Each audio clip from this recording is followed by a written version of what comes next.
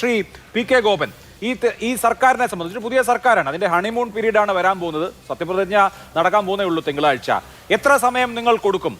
പ്രതിപക്ഷം എന്ന് പറഞ്ഞാൽ കൺസ്ട്രക്റ്റീവായി നിലപാടെടുക്കേണ്ട ആളുകൾ കൂടിയാണല്ലോ. ഈ സർക്കാർ ഡെലിവർ ചെയ്യുന്നുണ്ടോ? വി ഡി സതീശനും UDF-ഉം പറഞ്ഞ കാര്യങ്ങൾ പാലിക്കുന്നുണ്ടോ? അങ്ങനെ ഗുണാത്മകമായ ഒരു സമയം അവർക്ക് കൊടുത്ത് എന്ത് എന്ന് നോക്കിയതിന് ശേഷമുള്ള എതിർപ്പാകുമോ, അതല്ലെങ്കിൽ അന്ധമായ എതിർപ്പാണോ നമ്മൾ ഇനി അങ്ങോട്ട് പ്രതീക്ഷിക്കേണ്ടത്? ഉത്തരവാദപ്പെട്ട ഒരു പ്രതിപക്ഷത്തിന്റെ റോൾ നിർവഹിക്കാൻ എത്രമാത്രം സജ്ജമാണ്, എത്രമാത്രം പ്രിപ്പയർഡ് ആണ് LDF? ശ്രീ അഭിലാഷ്, ഞാൻ അങ്ങയുടെ ചോദ്യത്തിലേക്ക് വരാം. അതിനു മുമ്പ് ഇതിപ്പോൾ ഒരു UDF-ന്റെ വലിയൊരു കൂട്ടമാണല്ലോ ഈ പാനലിലുള്ളത്. അതിലൊന്നും നമുക്ക് തർക്കമില്ല. വിശേഷ ഇന്നോ നാളെയോ അടുത്ത ദിവസങ്ങളിലോ ഒക്കെ അങ്ങനെ ഒരു പാനൽ തയ്യാറാക്കുന്നതിനോട് നമുക്ക് യോജിപ്പില്ല. അവരുടെ ചില ആഭ്യന്തര കാര്യങ്ങളാണ് അവർ പ്രധാനമായിട്ട് ചർച്ച ചെയ്യുന്നത്. പക്ഷേ ഇവർ എല്ലാം പ്രകടിപ്പിച്ച അഭിപ്രായങ്ങളിലെ ചില ഇരട്ട ശബ്ദങ്ങൾ നമ്മൾ കണ്ടില്ല എന്നടിച്ച് പോകാൻ പറ്റില്ല. ഉദാഹരണത്തിന് ശ്രീമതി ദീപ്തി ഇവിടെ രാഹുൽ ഖാർഗെ പറയുന്നതിനപ്പുറം ഇല്ല ശ്രീ KC വേണുഗോപാൽ. നമുക്ക് വളരെ സുഖകരമായ ഒരു കമൻ്റായിട്ട് തോന്നും. പക്ഷെ അവർ ഇടതുപക്ഷത്തെ വിമർശിച്ചുകൊണ്ടിരിക്കുന്ന ശബ്ദം എന്താ? പിണറായി പറയുന്നതിനപ്പുറം ഇല്ല, അല്ലെങ്കിൽ വേറൊരാൾ പറയുന്നതിനപ്പുറം ഇല്ല. അത് ഏകാധിപത്യമായിട്ടാണ് അവർ കണ്ടിരുന്നത്.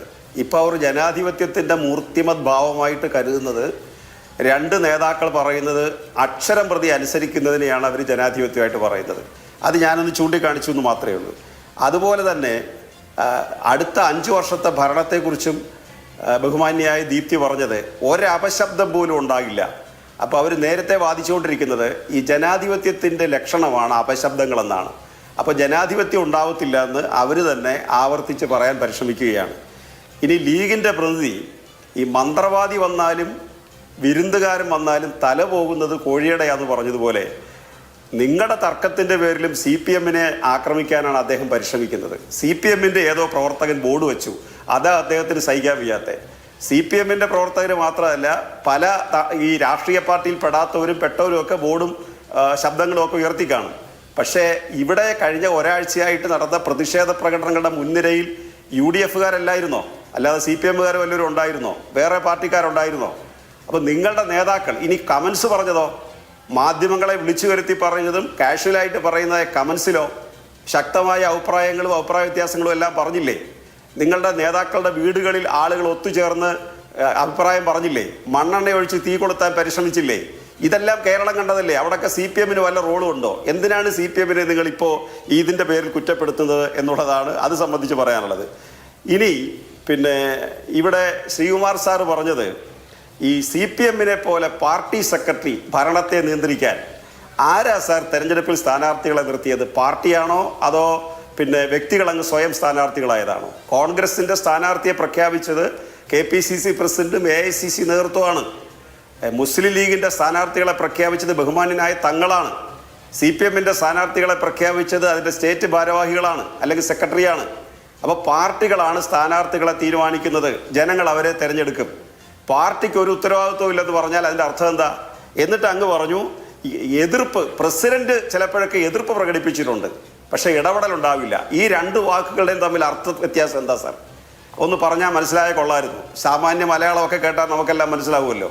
KPCC പ്രസിഡന്റ് ഇടയ്ക്കിടയ്ക്ക് എതിർപ്പ് പ്രകടിപ്പിച്ചിട്ടുണ്ട്, ബഹളങ്ങൾ ഉണ്ടാക്കിയിട്ടുണ്ട്, പക്ഷേ ഇടപെടലുണ്ടാവത്തില്ല എന്നൊക്കെ പറഞ്ഞാൽ ജനാധിപത്യത്തിൽ ഒരു സർക്കാരിനെ നിശ്ചയിക്കുന്നത് അതിൽ ആത്യന്തികമായി ജനങ്ങളാണ്. പക്ഷേ രാഷ്ട്രീയ പാർട്ടികളാണ് സ്ഥാനാർത്ഥികളെ നിശ്ചയിച്ചു കൊടുക്കുന്നത്. രാഷ്ട്രീയ പാർട്ടിയാണ് പ്രകടനപത്രിക ഇറക്കിയത്, കോൺഗ്രസ് ആണ് പ്രകടനപത്രിക ഇറക്കിയത്. അല്ല, ഞാൻ പറഞ്ഞു തരട്ടെ, അങ്ങ് പറഞ്ഞ ചോദ്യം ബാക്കി കിടക്കുക. കോൺഗ്രസ് ആണ് പ്രകടനപത്രിക ഇറക്കിയത്, അല്ലാതെ ഏതെങ്കിലും വ്യക്തികളല്ല. അതുകൊണ്ട് പൊളിറ്റിക്സിന് ഉത്തരവാദിത്വമുണ്ട്. ഇനി അങ്ങ് പറഞ്ഞ ഉത്തരവാദിത്തപ്പെട്ട പ്രതിപക്ഷം, എന്തായാലും മാധ്യമങ്ങൾ അത്തരം ഒരു വാക്ക് ഇനി കുറച്ചു കാലത്തേക്ക് എടുത്ത് ഉയർത്തുമെന്ന് ഞങ്ങൾക്കറിയാം. കഴിഞ്ഞ 5 വർഷവും നിങ്ങളിൽ പലരും, ഞാൻ ശ്രീ അഭിലാഷിനെ പേഴ്സണലായിട്ട് മെൻഷൻ ചെയ്യല്ല, നേരെ മറിച്ച് കഴിഞ്ഞ 5 വർഷവും നമ്മുടെ നാട്ടിലെ മാധ്യമങ്ങൾ ഈ ഉത്തരവാദിത്തപ്പെട്ട പ്രതിപക്ഷം എന്ന വാക്ക് മറന്നിരിക്കുകയായിരുന്നു. അങ്ങനെ ഒരു വാക്ക് കൂടി ശ്രീകണ്ഠേശ്വരത്തിൻ്റെ നിഘണ്ടുവിനകത്തുണ്ട് സാറേ. അപ്പോൾ ഞങ്ങളെ ഈ ഉത്തരവാദിത്തപ്പെട്ട പ്രതിപക്ഷം എന്ന് പറഞ്ഞാൽ കേരളത്തിലെ എല്ലാ വികസന പ്രവർത്തനങ്ങളെയും, അതിൻ്റെ മുഴുവൻ യൂട്യൂബിൽ ക്ലിപ്പിങ്സ് കിടപ്പുണ്ട്, എല്ലാ വികസന പ്രവർത്തനങ്ങളെയും ഞങ്ങൾ എതിർക്കും എന്ന് പറഞ്ഞുകൊണ്ടിരുന്ന ഒരു പ്രതിപക്ഷമാകാൻ CPM ഇല്ല, ഇടതുപക്ഷമില്ല. ഞങ്ങൾ ക്രിയേറ്റീവായ ഏത് കാര്യം ജനങ്ങൾക്ക് ഗുണകരമായി കോൺഗ്രസ് നേതൃത്വത്തിൽ നിന്നുണ്ടായാൽ ഞങ്ങൾ എഴുന്നേറ്റ് നിന്ന് കൈയടിച്ചതിനെ അംഗീകരിക്കും. പക്ഷേ ജനങ്ങളോട് പറഞ്ഞ വാക്കുകൾ ലംഘിച്ചുകൊണ്ട് ജനങ്ങളെ പറ്റിക്കാൻ വേണ്ടി എന്തെങ്കിലുമൊക്കെ പറഞ്ഞിട്ടുള്ളതാണെങ്കിൽ അത് ജനങ്ങളുടെ പക്ഷത്ത് നിന്നുകൊണ്ട് ചെറുക്കും. അതുകൊണ്ട് അങ്ങ് ഉപയോഗിച്ച വാക്കിനെ ഞാൻ ബഹുമാനിക്കുന്നു. വിമർശിച്ചെങ്കിലും ഉത്തരവാദിത്തപ്പെട്ട പ്രതിപക്ഷമായി CPIM-ഉം LDF-ഉം കേരളത്തിൽ പ്രവർത്തിക്കും.